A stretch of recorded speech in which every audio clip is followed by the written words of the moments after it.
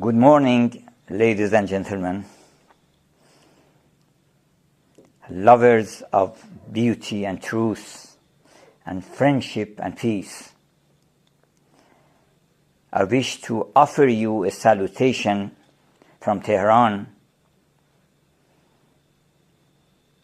to you dwellers of Melbourne,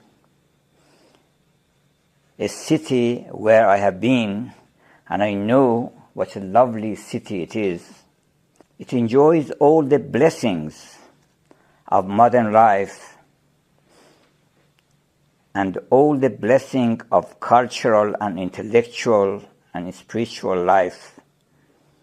And I wish I could avail myself to accept your invitation and to participate in the gracious programs arranged by Victoria Library, but unfortunately I could not arrange for that. But now I am going to invite you to a mysterious, joyous, wondrous land which is called the realm of gold.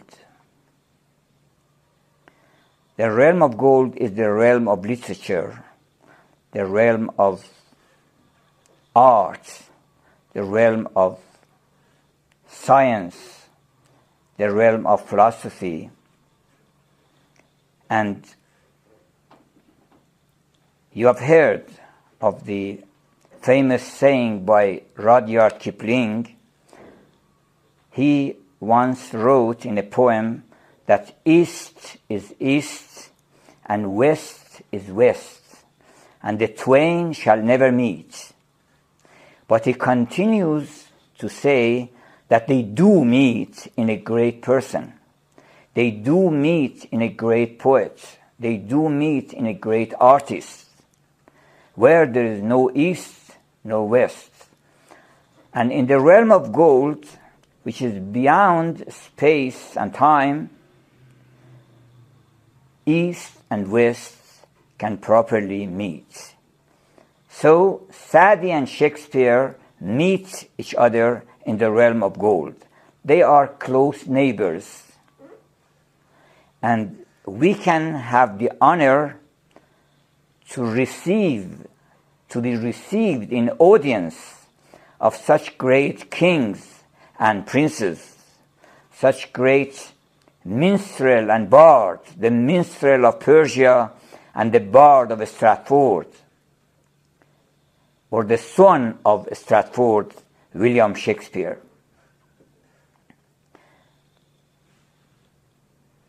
I do not explain much why I have chosen Saadi to be compared with Shakespeare, but I will just attract your attention to a few of common grounds, common topics, which the two poets are closely related. First of all is that Saadi is the most quoted Persian poet. Whatever you read, whatever lecture is given, is not without a quotation of Saadi, just as it is not without a quotation from Shakespeare in England. So both of them are the most quoted poets of their country. It is said that if the complete works of Saadi is printed with the title Quotations from Saadi, you are doing justice to Saadi. It is not wrong. And in England, I have seen a book which is called Quotations from Shakespeare, and the book is as thick as the complete works of Shakespeare. So these quotations have turned into popular sayings in the society, in the intellectual centers, in academic centers, And it is so mixed with the language of Persia and the language of English people that maybe some don't know that so many good expressions belong to Saadi or belong to Shakespeare. There is an anecdote about two American ladies. They wanted to know more about Shakespeare, and they were curious to appreciate him.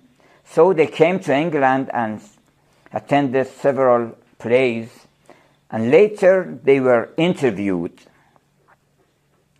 And they were asked, how do you find Shakespeare after all? One of the ladies said, well, after all, he doesn't seem to be a great genius. He has just joined together some popular quotations and turned them into plays.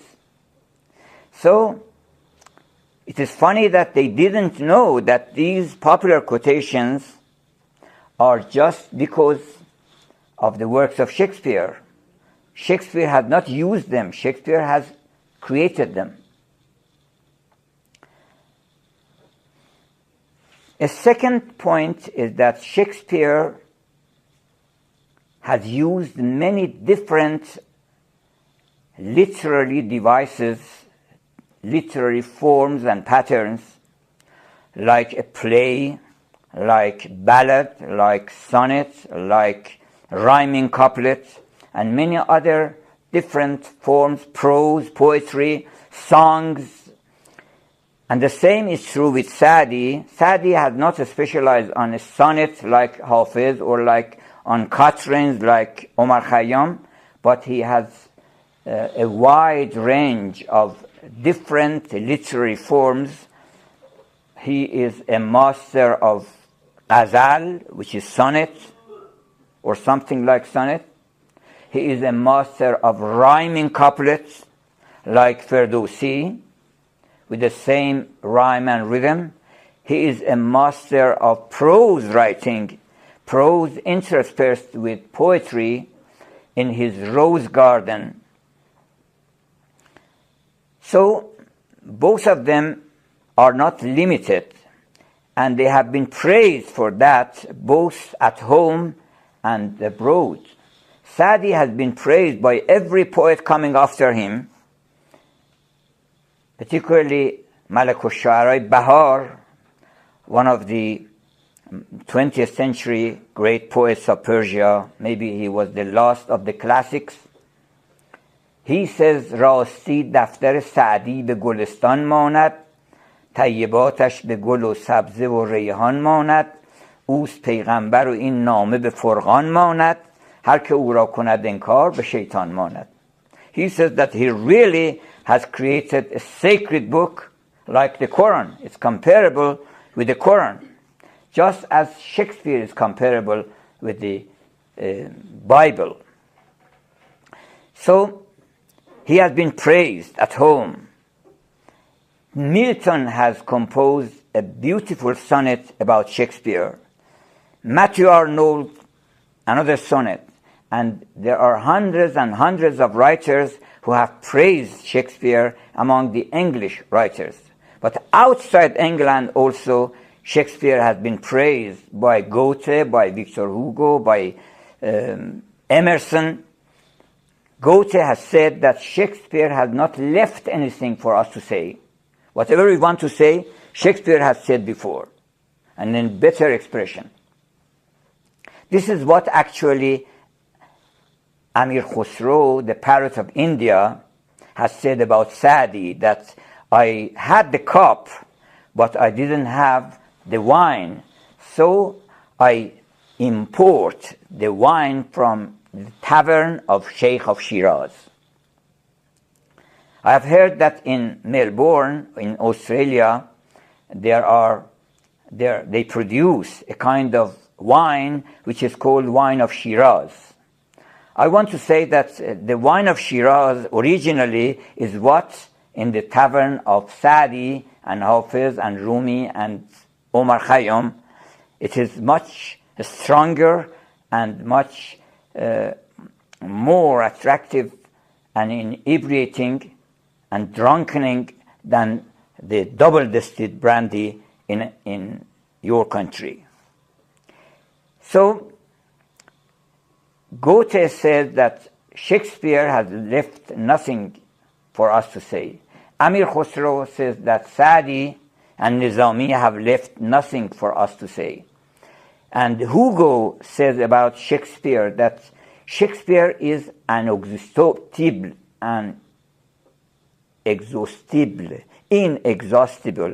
It never finishes. You never run out with it.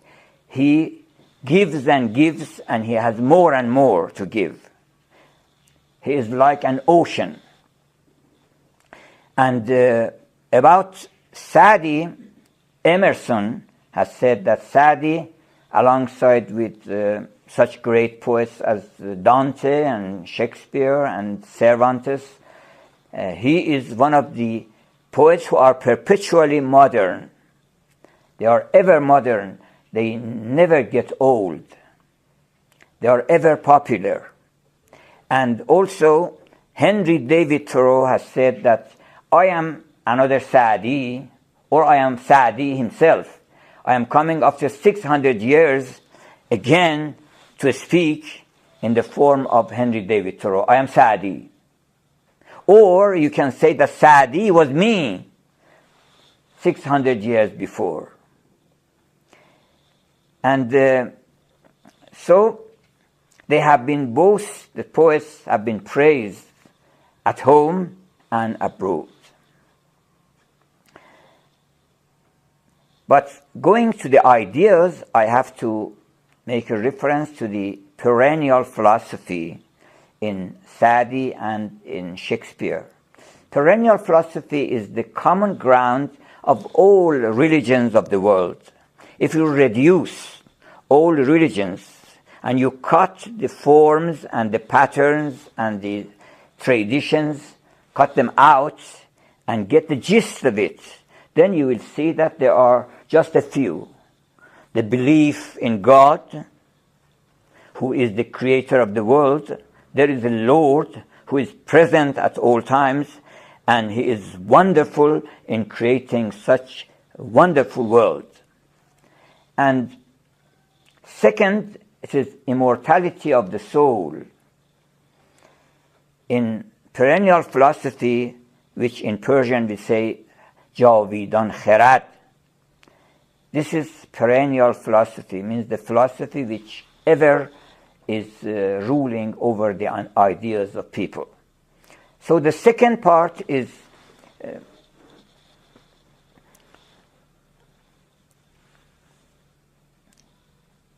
immortality of the soul. Shakespeare has spoken of immortality of the soul, that death is not the end. Death is either an awakening. As Saadi says, we awaken and we find ourselves in another world. Shakespeare says that our life is of the stuff of dreams, of the same substance of dreams. And our life is asleep. When we awake, then we are experiencing other worlds of living. So both Saadi and Shakespeare believe in immortality of the soul. In fact, for Saadi, the body sometimes is likened to a cage for birds. He says, oh Saadi, one day, don't be afraid of this. One day, the door of the cage will be opened and you will come out. Shakespeare, in the very famous piece, To Be or Not to Be, that's the question. There he says, what dreams may come when we have shuffled off this mortal coil? What is this mortal coil? It is our body. This is a coil like a snail, and we shuffle off it. It means just like the snail which comes out of its body and just continues to live. When we have shuffled off this mortal coil. Or in another place, Shakespeare says, there are such harmonies in the world which are heard by those who have ears. And they are, and these harmonies, we don't hear why. Because of this vesture of decay. Vesture again means garment. This garment which corrupts and is destroyed. So this vesture of decay is again our body. So neither Shakespeare nor Firdaus, Saadi are afraid of the happening which is called death. But Shakespeare says that we have 7 stages in this world to experience. It is very famous, and the same, of course, with some differences, is of Saadi. I can recite a part of Shakespeare and a part of Saadi. All the world's a stage. Shakespeare is really, it is wonderful here, because he is like a painter who has painted the 7 stages of life with a few lines. In 2 or 3 lines, he just gives you a picture of a different stage of life. He says that all the world's a stage, and all men and women merely players. They have their exits and their entrances. And one man in his life plays many parts, his acts being 7 ages. At first, the infant, mewling and puking in the nurse's arms. This is the nursling. And then the whining schoolboy. Whining means constantly grumbling, I don't go, I don't do this, I don't do that. The whining schoolboy with his satchel on his back and shining morning face. His face is like a sun shining in the sky. His shining morning face, creeping like a snail, unwillingly to school. And then the lover. And just look how he gives the painting of a lover in a few words, actually. This is minimalism in art. Minimalism is to express something with the minimum use of the forms. So he says, and then the lover, sighing like a furnace. Furnace, you know, kure, ahangaran, as we say in Persian. Sighing like a furnace and singing a woeful ballad to his mistress's eyebrow. This is the lover. Sighing all the time and singing all the time and singing a ballad, a sonnet, a ghazal in praise of his beloved. A woeful because it is full of groaning and moaning and complaining that why you don't come to me, complaining about separation. So a woeful ballad to his mistress's eyebrow. And then the soldier with a strange oath, swearing, and bearded like a pard. Pard is the leopard, means the tiger, and bearded like a pard. Jealous in honor, sudden and quick in quarrel, peeping, seeking bubble reputation even in the cannon's mouth. And this is the soldier. And then the judge, with fair round belly, referring with good capon lined. Capon is the chicken, actually, chicken, a male chicken. With good capon lined is referring to the corruption of the judges at the time. This is what Saadi also says, that every judge, people, ordinary people, their teeth become blunt by eating sour things. But the teeth of the judge becomes blunt by taking sweets. So this is again a reference, a very refined reference to corruption both in Iran and in England of the judges. So, and then the judge, the justice, in fair round belly with good capon lined, severe eyes, and beards of formal cut, full of sores, wise souls. So is saying and quotation, full of wise souls. Every time he just says something interesting, some saying of the past or present, full of wise souls and modern instances, and so he plays his part. And the last scene of all is that ends this strange, eventful story is second childishness and mere oblivion. Son's teeth, son's eyes, son's ears, and son's taste, and son's everything. This is the end of the life of man. And Saadi has the same reference, that he starts earlier, not from the baby, but from the embryo. He says, ای که وقتی نطفه بودی در شکم، وقت دیگر طفل بودی شیرخوار، همچنان بالا گرفتی تا بلوغ. I recite the Persian so that if people could search for it, they could easily find it. همچنین بالا گرفتی تا بلوغ، سر بالایی شدی سیمین عذار. همچنین تا مرد نامآور شدی، the soldier. همچنین تا مرد نامآور شدی، فارس میدان روز کارزار. آنچه دیدی برقرار خود نماند، آنچه بینی هم نماند برقرار. They are the same ideas in a different form of very monumental and well-composed poetry. Of course, the difference here is that I recite Shakespeare in the original language, but I recite Saadi with translation of my poor language. But so you see that almost step by step, whatever Saadi says, Shakespeare follows. Of course, Shakespeare was not aware of at that time. Saadi had not been translated. But sometimes I once said that Othello did not take the advice of Saadi. What is the advice of Saadi? In Othello, you read that when Othello takes the final decision of killing Desdemona, of strangling Desdemona, and he enters the room, he says, well, it is better that I first put off the lamp, put off the light, and then put off the light. The light means the life of Desdemona.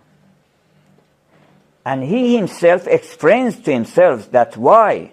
Because if I put the candle off, put the candle out, I kill the candle, as we say in Persian. If I do that, I can rekindle it easily. But if I put off the candle of the life of Desdemona, where is the Promethean fire, the Promethean heat, that I would relume means kindle again the life of Desdemona. And what Saadi says to a king, that, oh, beware of your actions. چو خشم آیدت بر گناه کسی, when you are angry, when you wax wrath and anger against a person for a sin he has done, then don't make haste. Think about it.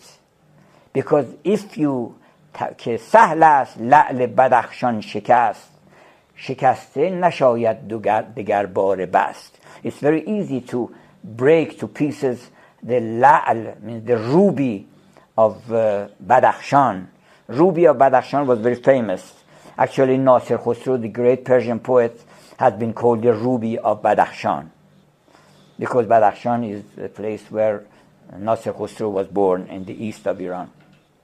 So که سهل است لعل بدخشان شکست, شکسته نشاید دگر بار بست. We can say that if he had heard the advice of Saadi and did not make haste, he would be saved from this great criminal act. Well, there are many other subjects I can parallel and step by step show that, for example, about music. What is music? for Shakespeare and what is music for Saadi. First of all, the whole world is filled with music. And these harmonies have filled the whole nature. And as Shakespeare says, every orb, every little orb, every little sphere, every little celestial body in the sky is an angel singing on its way and playing lyre, while people don't hear it just because of the vesture of decay, because of the veil of our body. And Saadi says جهان پر سما است و مستی و شور ولیکن چه بیند در آینه کور. The whole world is filled with dancing and music and zest and zeal. But we are blind, we are dumb, we are deaf, and we are blind. What can we hear? What can we see? In another place, Saadi says, Shakespeare says that a man who has no music in himself,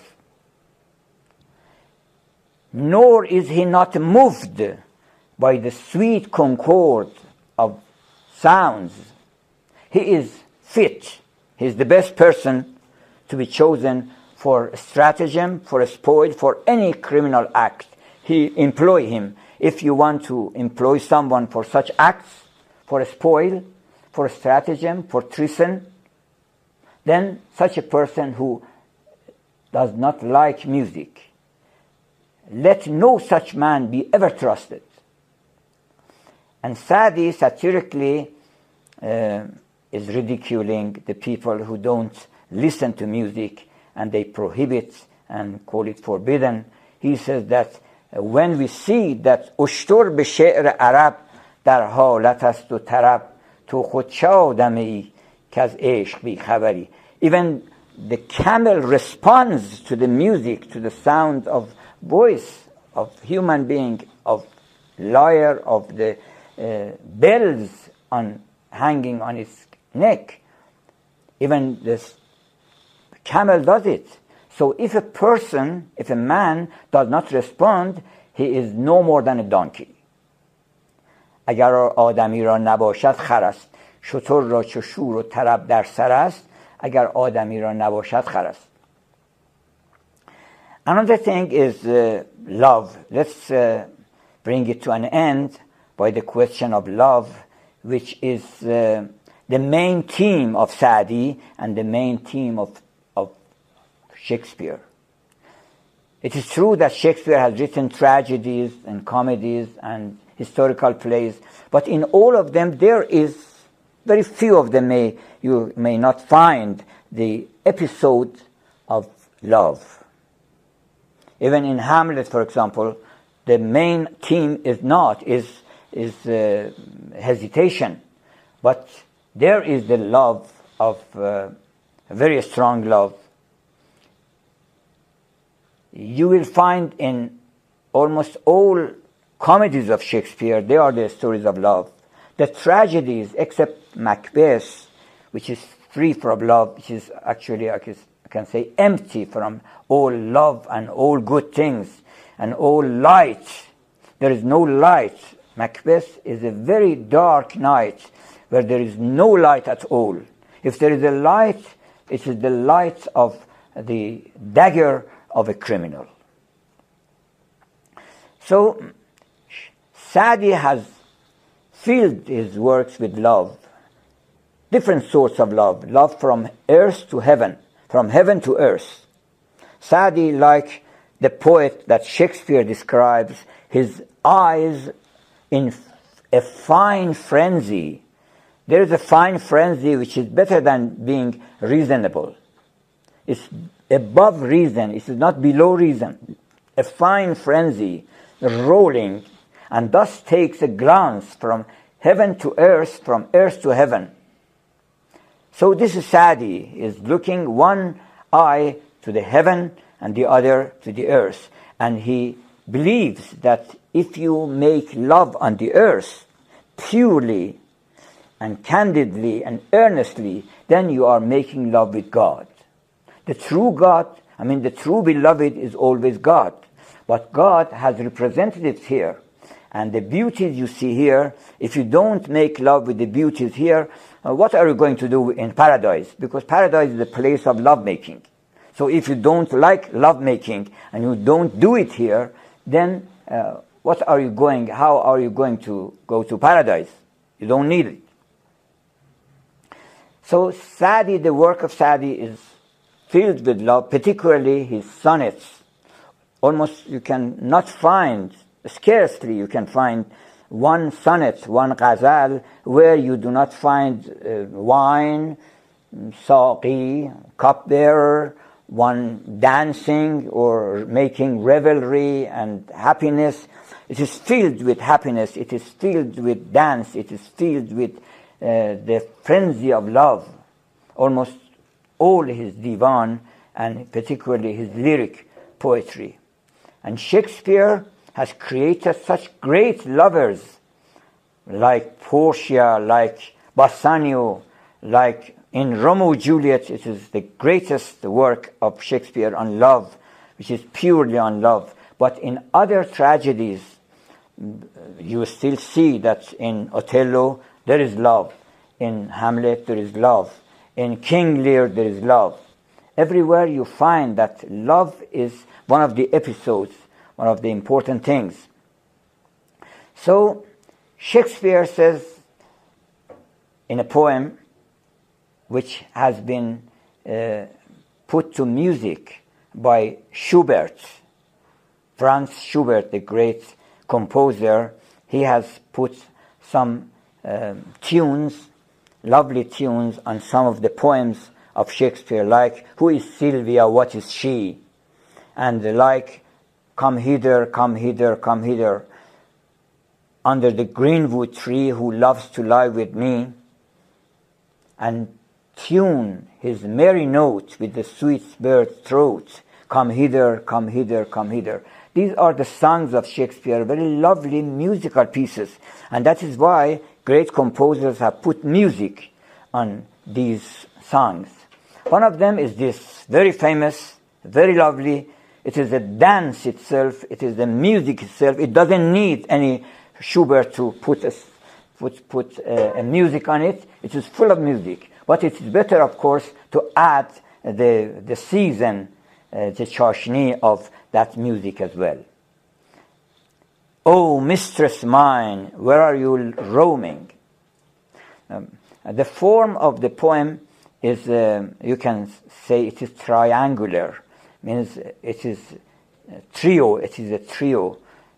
Saadi has some sort of poetry called musallasat, actually means the trio. Means the first line is Arabic, the second line in Persian, and the third line is the local language, vernacular language.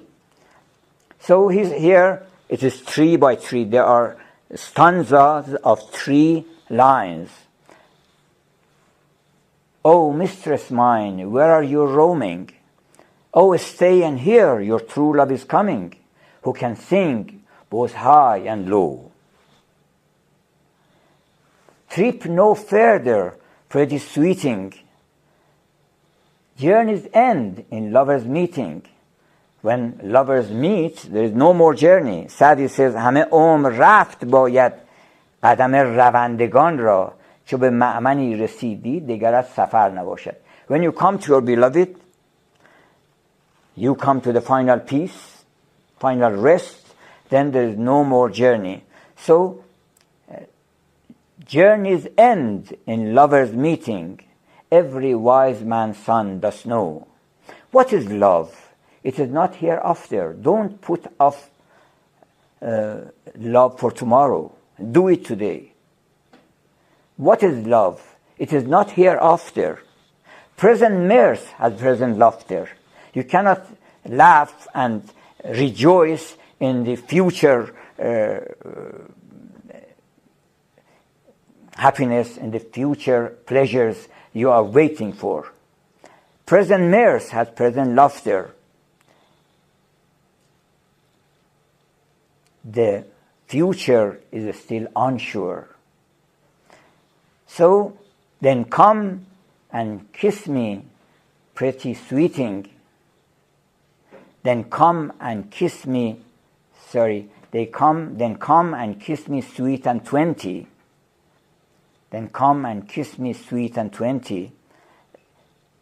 Life is a stuff will not endure, or youth is a stuff will not endure, because your youth life will not last so long. And Saadi, I can hardly translate the Saadi's poetry on love because they are so complicated and with so many allusions to different stories of Layli and Majnun. But I will just a few lines of one of his famous sonnets called به جهان خرم از آنم که جهان خرم از اوست عاشقم بر همه عالم که همه عالم از اوست غم و شادی بر عارف چه تفاوت دارد ساقیا باده بده شادی آن که این غم از اوست. That the sweet pangs of love, as Shakespeare says that there are sweet pangs, there are sweet pains, علم لذیذ in Persian, علم لذیذ رنج لذت بخش. The sweet pangs of love, this is at the heart of دیوان سعدی.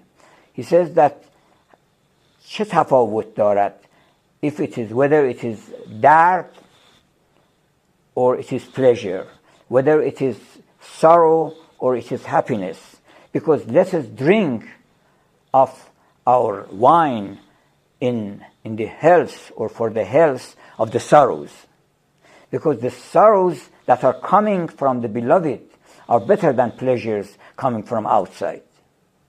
Sweet, Shakespeare says, sweet are the uses of adversity. Adversity is good. It is sweet. Why? Because it is true that it is ugly and venomous like a toad, like a frog. It is ugly and venomous, poisonous, but yet wears jewels on its head. You see, the frog has two jewels of sight. He sees, and that jewels is the jewel of wisdom, hidden, put in the midst of the face of the adversity. Sweet are the uses of adversity. So let me end or conclude this course with a poem by Professor Nicholson, the great Eastern studies scholar. He is actually, in some respects, the greatest scholar on Persian and Arabic literature. He has translated the whole Masnavi of Rumi into English, and he has translated much of Arab literature, and the most difficult books in Arabic literature, like the poem of the Way by Ibn al-Faris, he has translated. So he has praised Saadi to such a height of commendation that, oh, full of human wisdom. He says, oh, Saadi, full of human wisdom. He is the mirror of human nature. He is the mirror, universal mirror of all divine nature of man. Whatever you have forgotten, you can find in Saadi. So read Saadi and look at yourself and see what is wrong with you. Oh, full of human wisdom, happy sage. You know, there are some philosophers who are not happy. Most of the time they're grumbling. They're complaining about the world. How is it like that? But he is happy. Happiness is a good sign of art, is a good sign of religion, is a good sign of mysticism, is a good sign of success, is a good sign of everything. If you are not happy, you have lost all.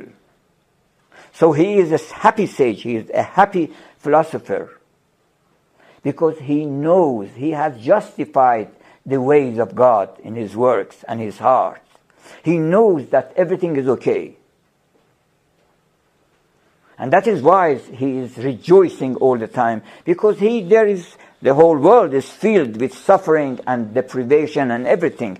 But at the same time, he is sure that God is on his throne of justice and harmony and good. So a happy sage. Persian Horace, he has compared Saadi to Horace or Horace, the great Roman lyric poet who, like Omar Khayyam, advised people, recommended people to take the wine and to avail themselves of the time. And carpe diem, this is the main theme. Carpe diem means seize the day. Seize today. Don't wait for tomorrow. Don't think of yesterday and don't wait for tomorrow. Seize the day. This is the philosophy of Saadi and the philosophy of Hafiz and the philosophy of Omar Khayyam. Seize the day. And this is the philosophy of Horace. He was the first century before Christ. So he has like Persian Horace mingling on thy page. What has Saadi done? He has mingled on the pages of his book, of his rose garden and garden of perfume. He has mingled where childhood learns to read. Age reads to learn. Means children start learning Persian. They start learning Persian by reading Saadi. And at age, when you are a sage, when you are a philosopher, you know everything, then you read Saadi in order to understand. And read to learn, learn to read. Gay with truth, in turn, in a well-dressed style. The style of Saadi is famous. It is winning, and it refines the jest, and it wins the heart. And because of everything he says, even if it is not very important, you'll like it because he pleases. The matter is pleased because of the style, the golden style of Saadi. I hope that this very brief comparison between Saadi and Shakespeare have given you just a taste of the wine of Shiraz and the wine of Shakespeare. And I hope that all humanity would turn back if they want to regain their spirituality, their intellectuality, their love, their peace, their family, everything they have lost in the modern lifestyle. You can find it back in Shakespeare, in Saadi, and such global figures like Saadi and Shakespeare. I hope that this wine, more than the wine of Shiraz in Australia, this wine will be distributed everywhere. Thank you.